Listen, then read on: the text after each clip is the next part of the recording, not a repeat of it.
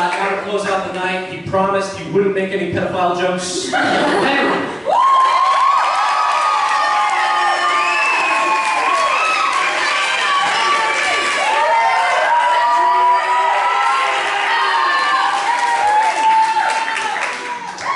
Thanks, gang.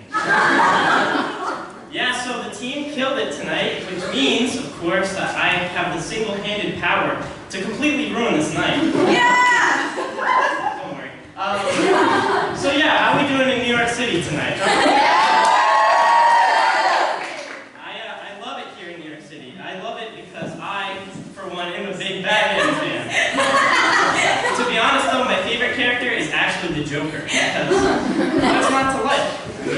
He's got a great smile, personality. My favorite thing about him though is that he is a failed stand-up comedian. I think that's awesome because I myself am kind of, on the verge of becoming a failed stand-up comedian. So his success just kind of gives me hope. I've done a few failed sets before and I have to say, I see why the guy blows up hospitals. I'm like one bad set away from kidnapping the mayor and driving a school bus into a bank. I don't know. I do like it here in New York, but I will say there's some things that piss me off, I've had to experience a lot of dicks recently. I'm not just talking about seeing some rude assholes on Fordham Road, I'm talking about seeing some literal, non-metaphorical cock in public. They don't really tell you that part in Home Alone 2, but there are a lot of penises just flopping about this big, beautiful city. And honestly, I've gotten pretty desensitized to it. So much so that seeing a penis at this point is kind of like seeing a rat, They both carry incredibly contagious diseases. And when one pops out that's a little extra big and hairy, it can really ruin your day. Especially in a nice restaurant. Oh, okay. That's one of the tamer ones tonight. Thing is though, rats are sometimes cute. I mean, we do have movies about rats cooking and everything, right? I don't think as a society we're ever going to culturally accept penises in the same way. Evidence ever been flashed and been like, this needs to be in Cars 3. Speaking of rats and penises, listening to a lot of Taylor Swift lately. Yeah!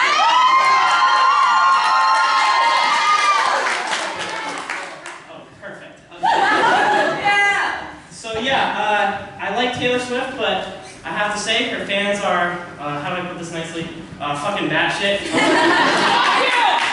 I'm sorry to say this, but I don't really want to make fun of Taylor Swift fans too much. Or white women too much.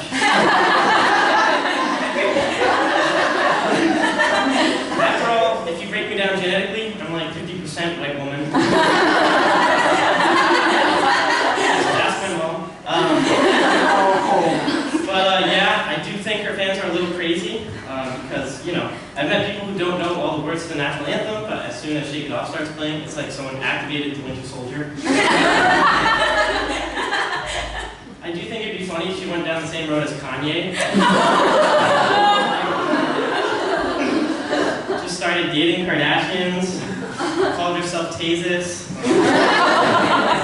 It'd be funny if she ran for president too, She'd actually win. She'd pull like 99% with female voters and then a good 75% from reluctant boyfriends. She handled impeachment like a champ. She writes great breakup songs, and impeachment is the ultimate form of divorce. That's why it seems like it's the only divorce Trump actually cared about. I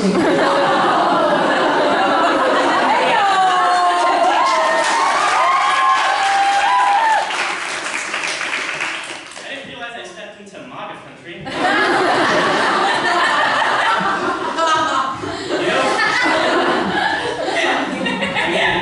Trump cared about that divorce because for months after it happened, he pretended like we were still together. He even told all his friends to go raid his ex's house. January 6th joke for Any Treason fans out there?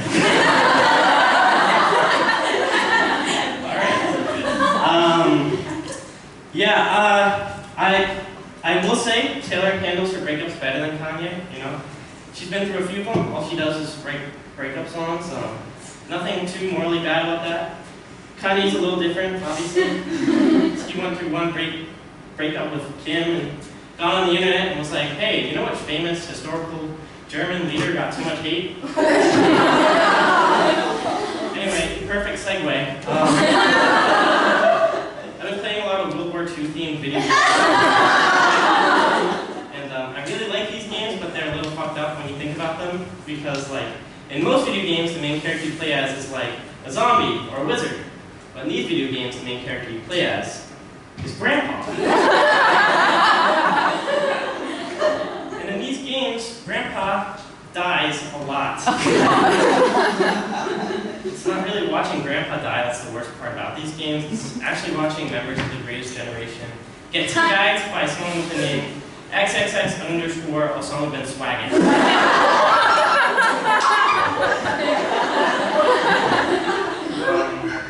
As you can probably tell, I was not the best student in high school. I'm glad I'm not in high school anymore because high school reminded me of Hogwarts, and as much of a big Harry Potter fan as I am, I don't think I would have done very well in Hogwarts, you know? I think that sorting hat would have done me dirty. Would have gone all the other kids and put Ravenclaw, Hufflepuff, Slytherin, would have gone to me and it'd just say, retail.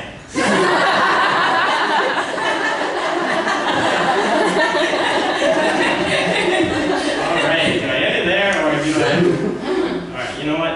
I guess I'm also a Gryffindor because this is going to be a pretty brave joke to get through.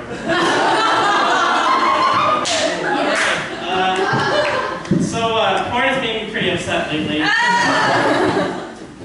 And it's not because of like the acting or something, it's more because of just a little upset of how we as a society view porn versus nature documentaries, you know?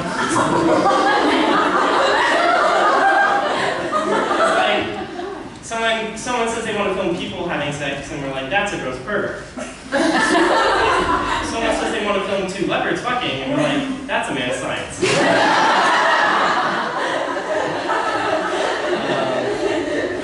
I don't really get it, because at the end of the day, they're both very brave jobs to do, you know? It's a brave thing to go up and film these big, dangerous animals, but, you know, porn cameramen are just as brave. Oh god. Have you guys ever tried to film an old guy going at it with a barely legal team? It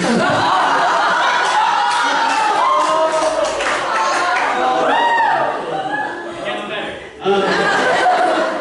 At the end of the day, there's really not that much difference between watching BBC Earth and, you know, watching a BBC